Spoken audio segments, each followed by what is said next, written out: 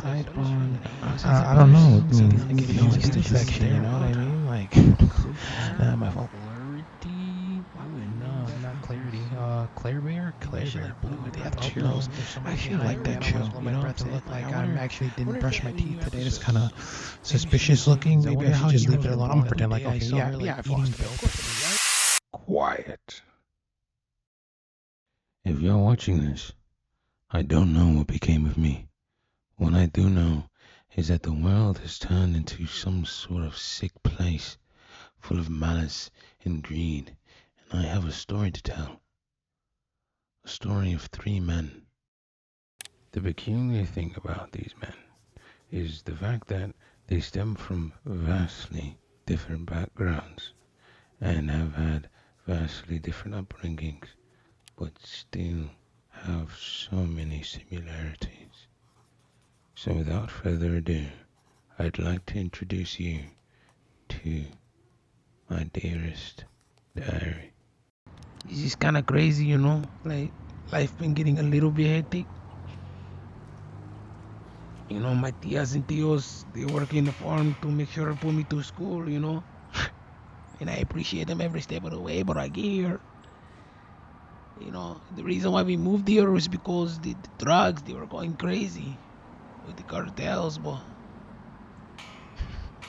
I get here and I find out that and it's crazy because the same place that was said to give me an opportunity is the same place that is destroying my home.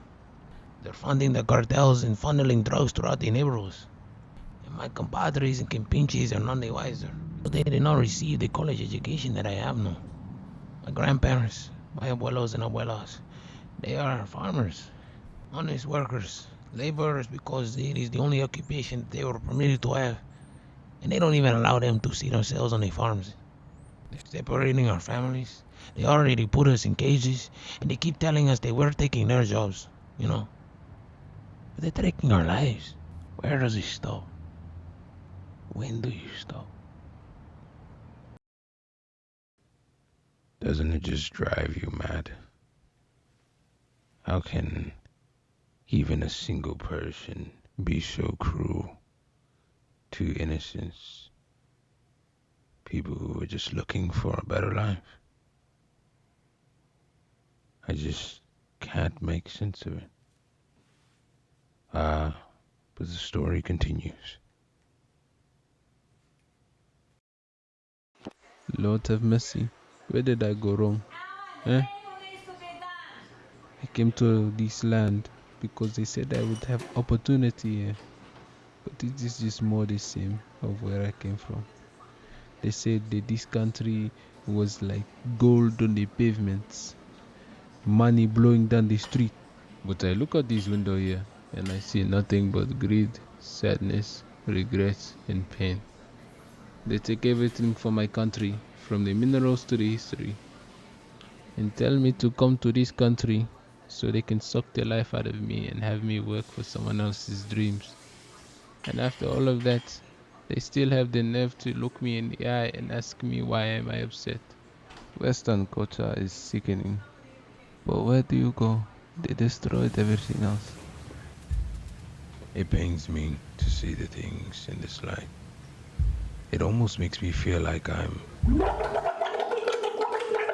I can't quite put my finger on it.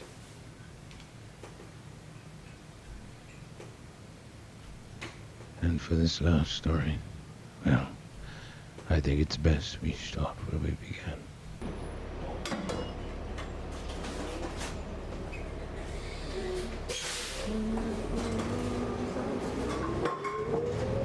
Washington and Lafayette.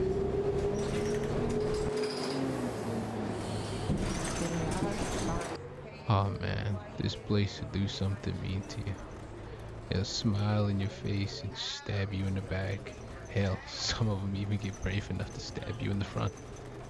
You got a grade of people whose leaders stole an entire race of people from a continent.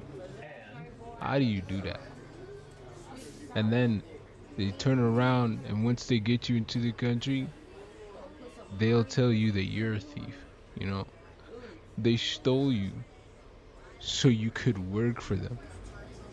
And then they turn around and call you lazy.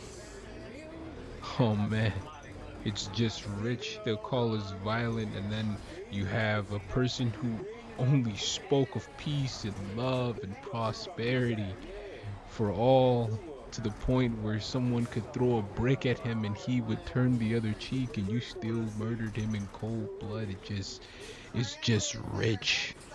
It just doesn't get any better. They'll tell you that school isn't the pipeline to prison, then have people who provide the prisons with food.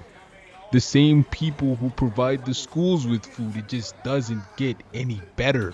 They would bomb the cities, kill the leaders, tell you not to be anti-Semitic, but then never forget 9/11.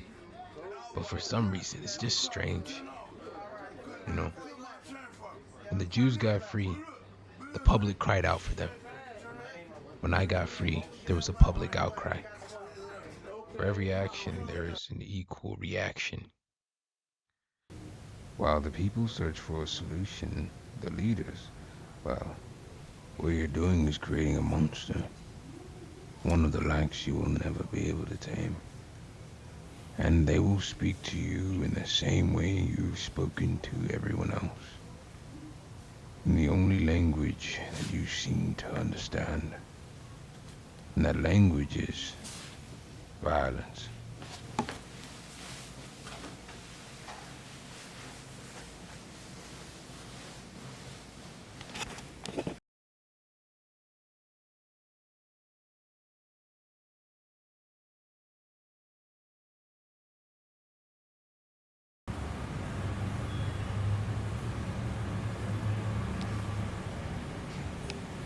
I'm not so certain that violence is the answer, truthfully.